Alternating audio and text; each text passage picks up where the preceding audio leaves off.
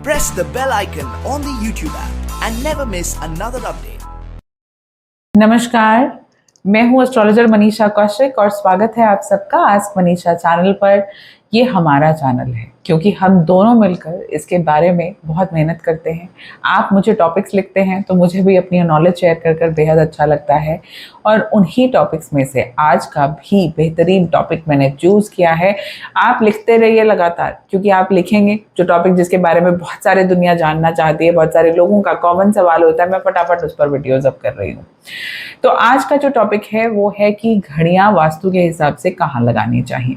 बहुत सारे dos and don'ts के बारे में बात करूंगी, क्योंकि मुझे पता है ये सवाल तो आप गूगल भी करेंगे तो एक ही लाइन में आपको इसका आंसर मिल जाएगा। लेकिन ऐसा क्यों है, क्या डूज एंड डोंट्स हैं, पहले उन्हें समझ लीजिए। मैंने बहुत बार अपने वीडियोस में बात की है, जब घड़ियों के बारे में बात करती हूँ, कि लोग कहते हैं कि मेरा तो समय ही उल्टा चल रहा है। ये समय उल्टा हो कैसे जाता है? छोटी सी बात बताऊं, ये समय कैसे उल्टा होता है। जब आपकी घड़ी कहीं पर भी नजर आए, जो आईने में अगर उसका रिफ्लेक्शन नजर आएगा तो वो उल्टी चलती हुई नजर आएगी। तो इसीलिए कहा जाता है कि मेरा तो समय ही उल्टा नजर आ रहा है, क्योंकि आपने उसे उल्टा खुद कर दिया। चलिए, मैंने मान लिया कि ये गलती थी, क्या आपको नहीं पता था, पर आज सबसे पहले जाके पूरे घर में नजर अपनी घुमानी है कि मेरी घड़ी जो है वो कहाँ लगी है, और कहीं उसके आमने सामने कहीं पर भी मिरर तो नहीं आ रहा। जो आ रही है ना, हिला दीजिए उसे फटाफट। अब दूसरी चीजें, सबसे पहले कहाँ लगानी है मैं बाद में बताऊंगी। कहाँ बिल्कुल भी नहीं लगानी। साउथ वॉल पर, साउथ ईस्ट वॉल पर, साउथ वेस्ट वॉल पर तो होनी ही नहीं चाहिए घड़ियां। तो इसलिए आपकी घड़ियां अगर इन वॉल पर हैं तो उन्हें आज ही हटा दीजिए। दूसरा, आप कोशिश कीजिए कि अपने टॉयलेट में, बाथरूम में, स्टोर रूम्स में, गैराज में, जहाँ चीजें बंद रहती हैं, कि वहां पर आपको घड़ी नहीं लगानी चाहिए। वहां एक्चुअली घड़ी देखनी किसने, तो इसलिए कोशिश कीजिए कि वहां पर घड़ियां जो हैं वो ना लगाई जाए।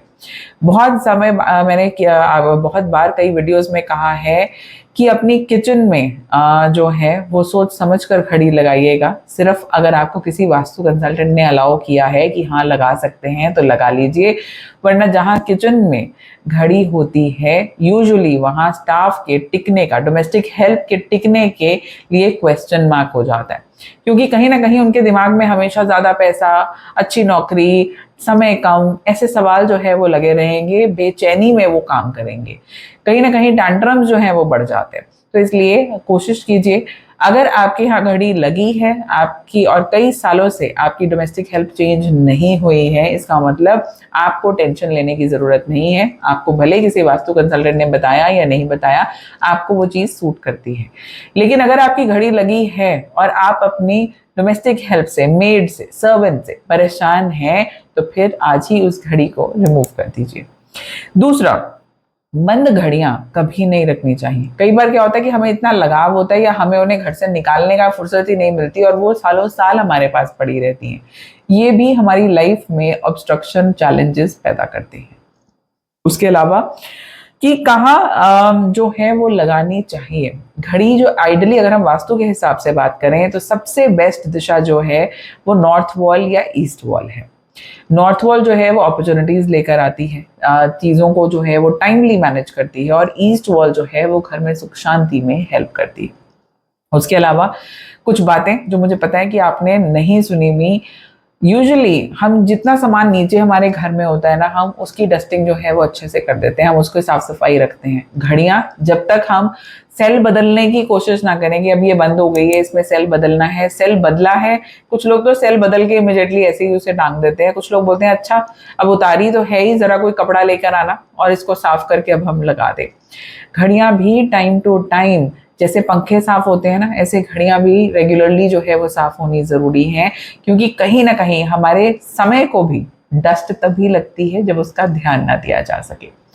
उसके अलावा जो चिप्ड हो, टूटी हुई घड़ियां, कई बार जो होता है कि उसका ग्लास जो है वो टूट गया लेकिन हमें रिप्लेस कराने का मौका नहीं है, उसका जो सिल्वर लाइनिंग थी या गोल्डन लाइनिंग थी, उसका कलर जो है, उसका पानी उतरना शुरू हो गया, लेकिन हमें उसे बदलने की फुर्सत नहीं है, कि जरूरत भी नहीं लग रही, कि समय ही तो देखना है।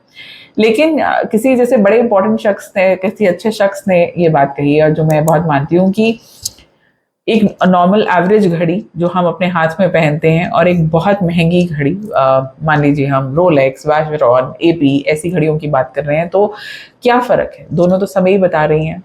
तो किसी ने बहुत खूबसूरती से कहा है कि समय तो दोनों बताती हैं, बस कौन सी घड़ी पहनी है ये घड़ी आपका वक्त बताती है। यानी कि अगर आप इन चीज़ों को, लग्जरीज को अफोर्ड कर पा रहे हैं, वो इसलिए क्योंकि आपका समय अच्छा चल रहा है, आप इन्हें अफोर्ड कर सकते हैं।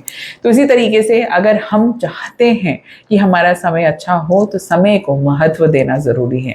ये एक तरीके से हमारी लाइफ में जो है वो इंस्ट्रूमेंट्स हमारी जिम्मेदारियों के साथ इन्हें जोड़ा गया है। तो जितना हम ध्यान अपनी घड़ियों, घर की घड़ियों की तरफ देंगे कि ये टूटी हुई ना हो, इनका पानी उतरा हुआ ना हो, ब्रोकन ना हो, ऐसे बंद ना पड़ी हो, उतना ही समय हमें भी तवज्जो जो है, इम्पोर्टेंस जो है वो ज़रूर देगा।